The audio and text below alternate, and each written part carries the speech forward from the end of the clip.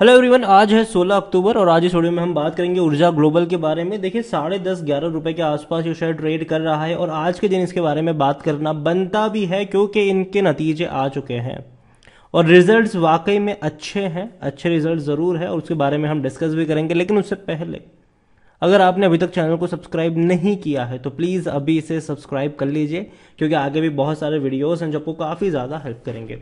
तो ऊर्जा ग्लोबल का जो शेयर है ये 11 रुपए के आसपास ट्रेड कर रहा है। एक महीने में 9.5% तक टूटा है। 12 रुपए से लगातार टूटता गया, एक महीने का लो इसने बना दिया।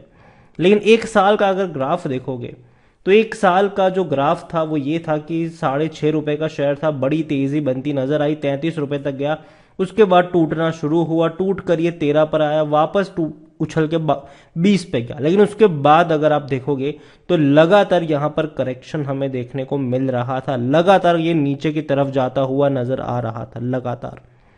लेकिन 5 साल का ग्राफ काफी इंटरेस्टिंग है। तेजी आई, लगातार टूटा, थोड़ी सी तेजी आई, फिर टूट गया, तेजी आई, फिर लगातार टूट गया, बहुत बड़ी तेजी है। उसके बाद लगातार भयंकर गिरावट देखने को मिल रही है। देखो, मैं ऊर्जा ग्लोबल को लेकर एक चीज जरूर कहना चाहूंगा कि मैं इस कंपनी पर उतना ज्यादा बुलिश तो नहीं हूं, लेकिन मुझे ये जरूर लगता है कि जब भी ये सस्ता होगा, खरीदारी के मौके होंगे, जब भी यहां पर तेजी आएगी, बेचकर निकलने वाले मौके बनेंगे। और खबरों में काफी ज्यादा रहता है ये शेयर, खबरों पे बहुत ज्यादा इसकी डिपेंडेंसी देखने को मिलती भी है। अच्छी खबर आई, बहुत बेहतरीन तेजी आएगी। जब तक अच्छी खबर नहीं होगी, लगातार थोड़ी बहुत प्रॉफिट बुकिंग देखने को मिलेगी। और ऑपरेटर जो है ना, ऑपरेटर वो यहाँ पर काफी ज्यादा एक्टिव है। इसको ऊपर और नीचे ले जाने का काम भी ऑपरेटर करते रहते हैं यहाँ पर। ऊर्जा ग्लोबल को लेकर अगर आप देखोगे तो ऊर्जा ग्लोबल 580 करोड़ का इसका मार्केट कैप है, माइक्रो कैप शेयर है। वॉल्यूम्स देखें तो बहुत कम है, 5.5 लाख से भी कम के वॉल्यूम्स है।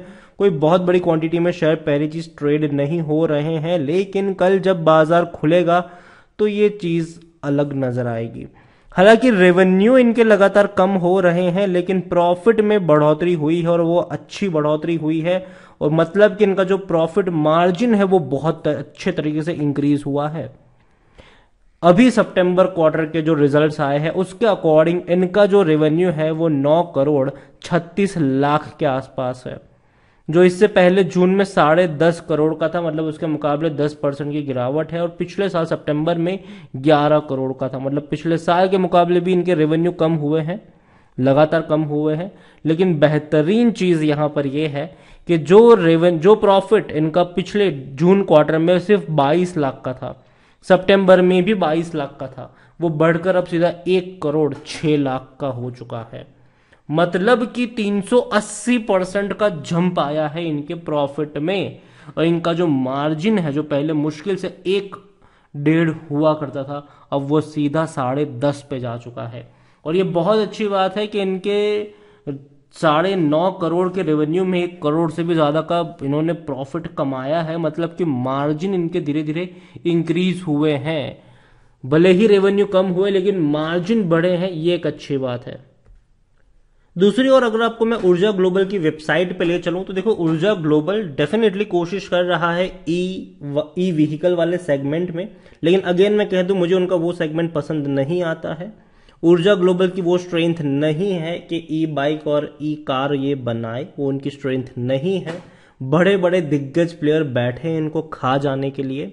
लेकिन जो मुझे पसंद आता है वो उनका बाकी का बिजनेस है, चाहे वो लिथियम आयन बैटरी का हो, चाहे वो सोलर होम लाइटिंग सिस्टम का हो, सोलर पैनल का लेकर इनका हो, या फिर solar water pump, solar inverter, या फिर सोलर वाटर हीटर का हो, या फिर अलग अलग बैटरीज का हो, ऑटोमोटिव बैटरीज हो, ई रिक्शा बैटरीज हो, इन्वर्टर बैटरीज हो, सोलर बैटरीज हो, वो मुझे पसंद आता है।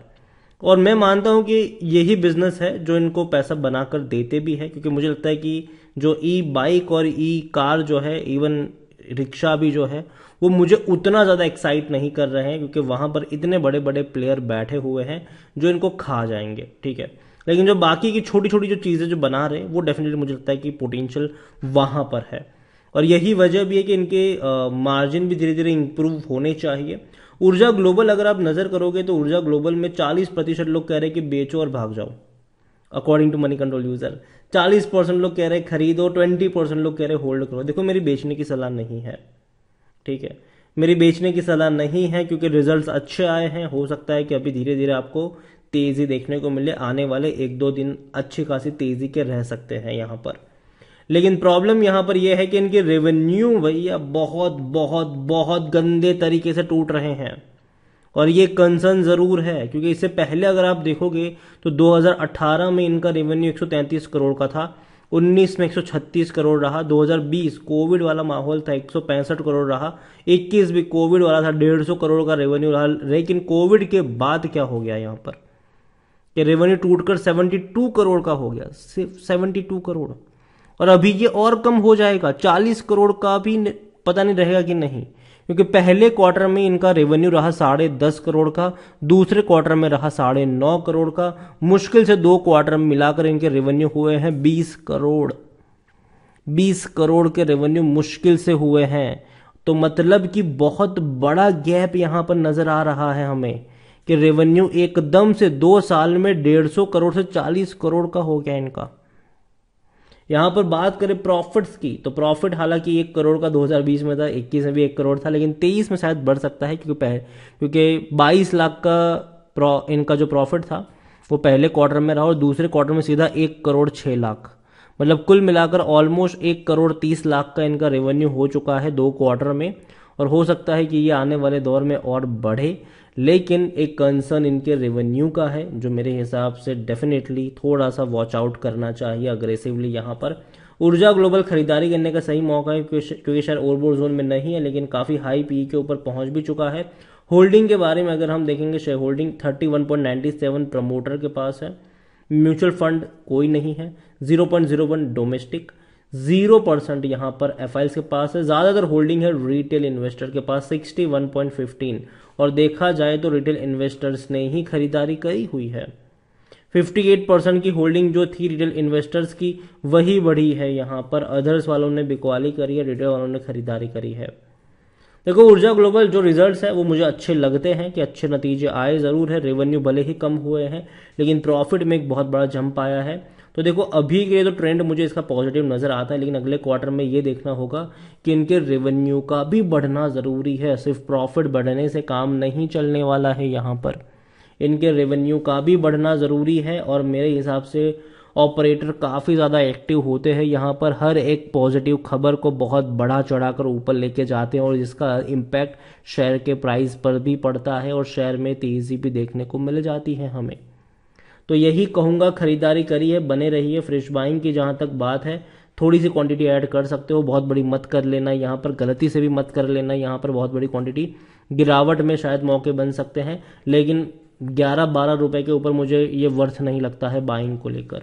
बाकी मर्जी आपकी है। वीडियो को यहीं पे एंड करूंगा, पसंद आया हो तो लाइक करो, शेयर करें, चैनल पर अगर पहली बार आए तो प्लीज सब्सक्राइब करें, और ऊर्जा ग्लोबल के बारे में आप क्या सोचते हैं वो भी आप मुझे कमेंट में लिखकर बता सकते हैं। Thank you.